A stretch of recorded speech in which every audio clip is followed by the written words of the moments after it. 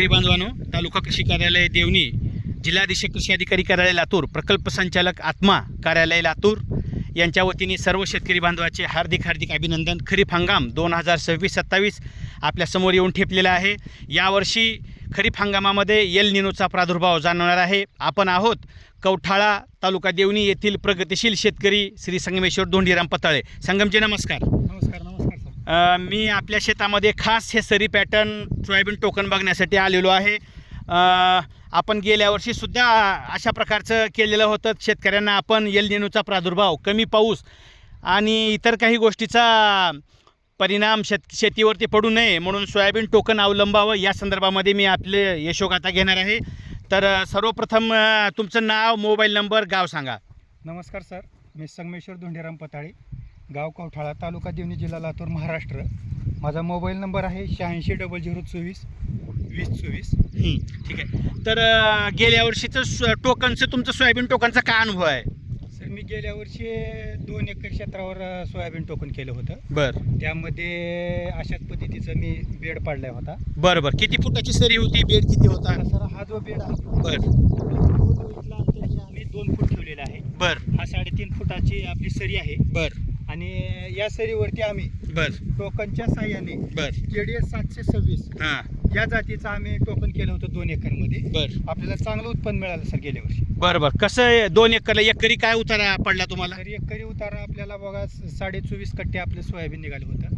24.5 कट्टे म्हणजे किती किलोचा कट्टा अंदाजे? अंदाजे 50-52 धरा की म्हणजे सरासरी 50 किलोचा कट्टा म्हणलं तर 24 म्हणजे जवळपास 12 क्विंटलच्या जवळपास उतार मिळाला. 12-12.5 चांगला उतार दिलेला आहे तुम्हाला. 2 एकरला 24 क्विंटल, हो सर. अतिशय चांगला उतार दिलेला आहे.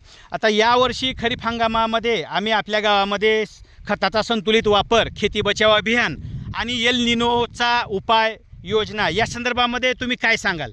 सर, ह्या वर्षी आम्ही पाहतो एल निनो हे वृत्तपत्रात येत आहे.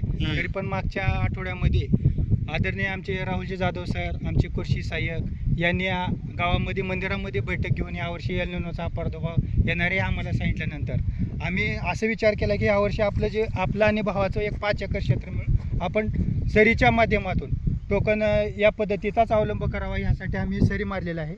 जरी पाऊस पडला तर ही जी सरी मारली आपण, तर ह्या सरीमध्ये हे पाणी आपल्या क्षेत्रातलं वाहून न जाता येतेच मुरणार आणि आपल्या पिकाला याचा उपयोग होणार. म्हणजे या सरीमध्ये इथं ही पाणी तुमचं ते अतिरिक्त पाणी वाहून जाणार आणि जर समजा पाऊस जर कमी पडला तर या सरीमध्ये पाऊस पडलेला थांबणार आणि डाव्या बाजूच्या एका सरीला आणि उजव्या बाजूच्या असे दोन्ही बाजूच्या सऱ्यांना जे मुबलक पाणी मिळून उत्पादन 100% वाढणार. हो सर, हो. शेतकऱ्यांनी सोयाबीन टोकनचा अवलंब का म्हणून करावा?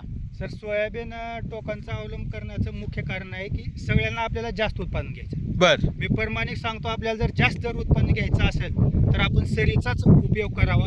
हा माझा स्वतःचा अनुभव आहे.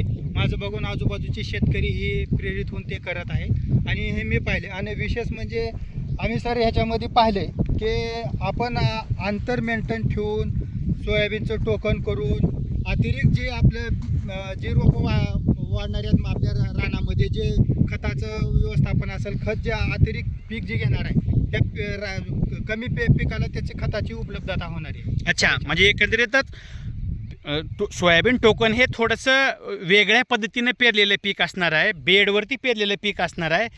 त्यामुळे त्यांना व्यवस्थित पुरेसा प्रकाश, पुरेशी हवा, पुरेसं पाणी आणि खत हे सर्व व्यवस्थित मिळाल्या कारणाने उत्पादन 100% वाढेल. ठीक आहे. यावर्षी तुम्ही कोणतं सोयाबीन घेणार आहेत बेडवरती? सर, यावर्षी मी गेल्या वर्षी KDS 726 घेतलं होतं. बरं. त्या जातीवर थोडं येलोमुजाचा परिणाम जास्त असले. बरं. यावर्षी बेडवरती मी फुले दुर्वा 992. अच्छा. हां, हे सोयाबीन मी घेणार आहे. बीज प्रक्रिया कशाची करणार आहेत?